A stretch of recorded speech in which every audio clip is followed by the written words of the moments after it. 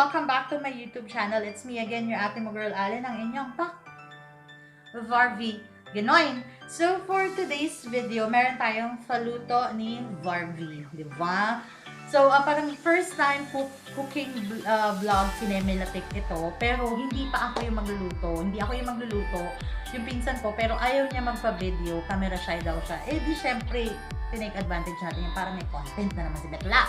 Ganoin.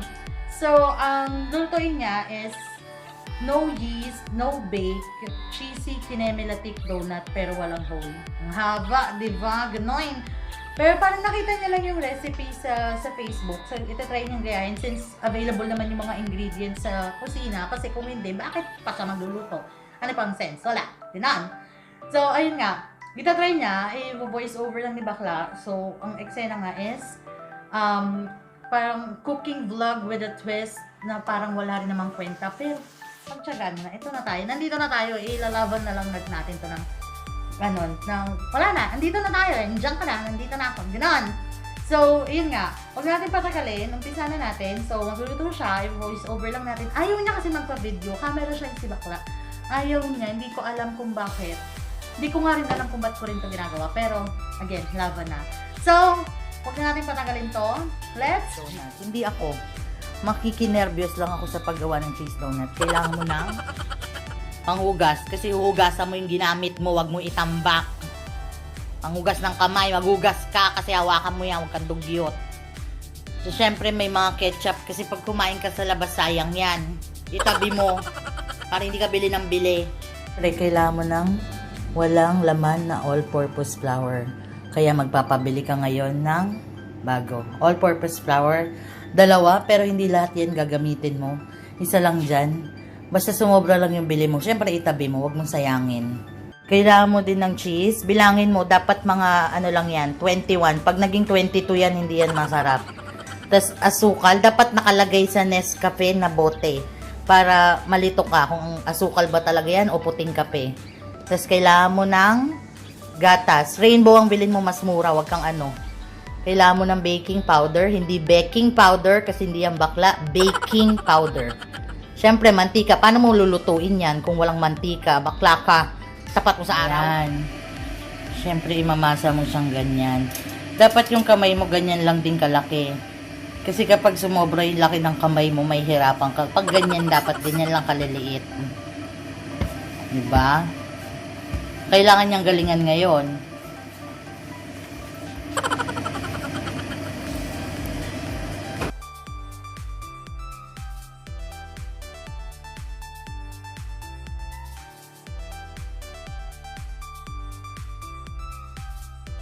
Ganyan. All-purpose flour. Ano pa ba yun? Diba nakalimutan ko kasi hindi ako ang gumawa eh. Basta ganyan magiging itsura niyan. Siyempre kadugyot mo yan kasi hindi pa mamamasa. Huwag kang ano dyan.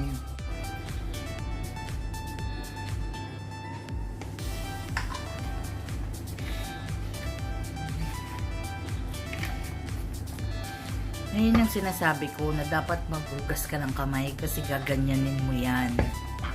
So, kung dugyot ang kamay mo, anong papakain mo? Anong palaman ng donut mo? Libag? Dapat make sure na malinis yung kamay mo. Tsaka dapat yung kamay pang 42 years old. Ganyan.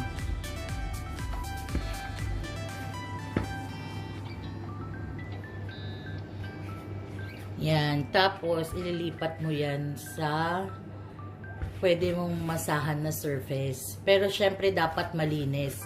Kasi kung gusto mo palang kumain ng madumi, sana nangalkal ka na lang sa basurahan.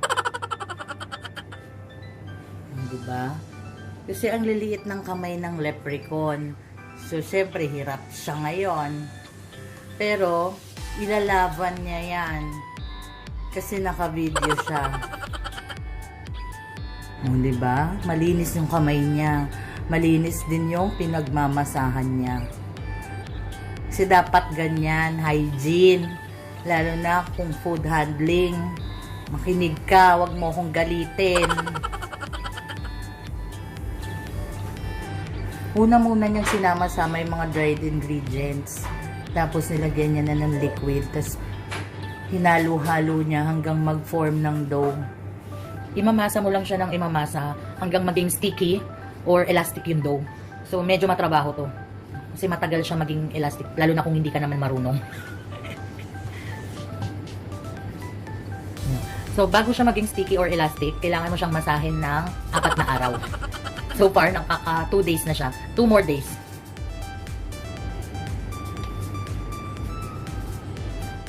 Ayan, gumamit na siya ng rolling pin.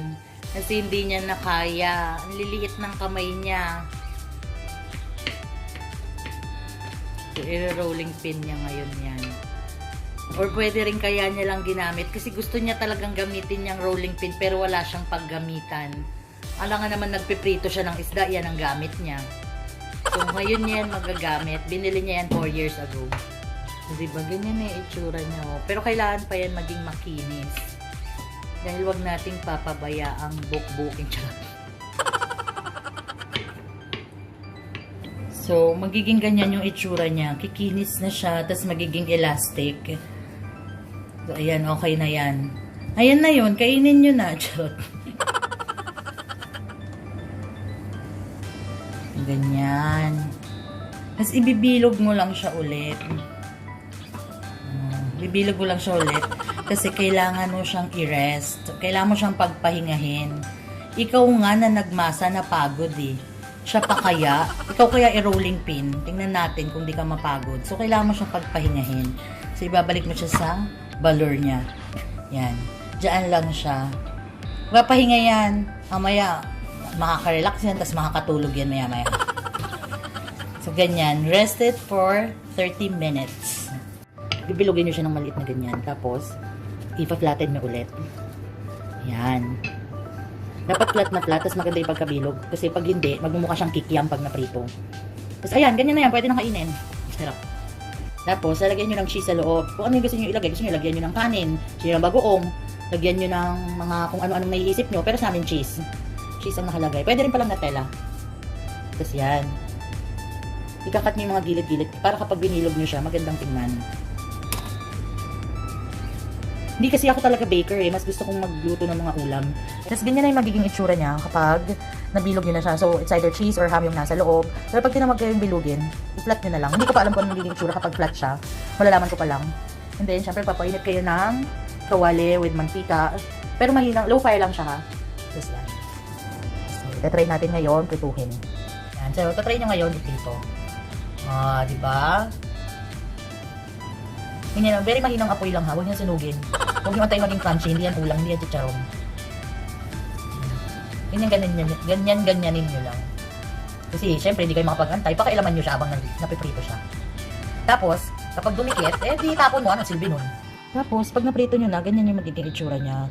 Hindi perfect yung pagkabilog niya, so huwag nyo nang pansinin. Tapos, it's either lalagyan nyo siya ng normal na sugar or yung confectionery sugar. Ganyanan nyo lang siya. Yan. Pero huwag yung damihan kasi baka magka-diabetes. Q yun na tama na. Yan. So, yan. Our kinemeng cheesy tinapay with kemelatik inside. Hindi ko alam kung anong tawag dyan. Basta no-bake cheese bread or cheese bread no-bake or prinitong harina. Basta, ganun yun. Voila! Hindi ko rin alam kung anong sense, hindi nagpa-video ang nagluluto, hindi nagpa-video ang mga tumikim. Ako pa rin to, ako lang ako na lang, nako, gigigil din ako. Well anyway, ayun nga, natapos na siya, ganun lang, very easy lang siya. I hope nakita nyo naman yung mga ingredients. Hindi ko rin sure kung nakuhanan ko ba lahat kasi nga, more tawa rin si Betla. Ganon. So, tinikman nila, masarap naman daw, pero syempre may mga adjustment kasi perfect ka. Walang perfect, walang ganon. So, ayun, okay naman daw. Tatayin niya ulit the next time para mas ma-perfect niya pa. Hindi ko alam gagawa yata siyang bakery. Tapos, ayun, sabi ng mga tumikim, though ayaw nila magpa-video, okay naman daw, masarap naman daw. So, it's a yes for them. For them, hindi siya namin yung sarili. So, ayun nga, next time na try kong ako naman, para hindi tayo nakakaganito, parang luto ko, grocery ko, luto ko, tikim ko, ako na lang lahat, para ako na lang ng ako, ganun din naman ang kakalabasan. Well, anyway, ang daming, di ba, ang daming mga pinagagawa ang ending, hindi rin pala magpa-video ang nagluto, hindi nagpa-video ang mga tumikim, so, bakit pa tayo nagganito? Well, anyway, thank you so much for watching. Till my next vlog. Again, it's me, your ate mo girl, Alin ang inyong pak. Varvie. Good night. Bye!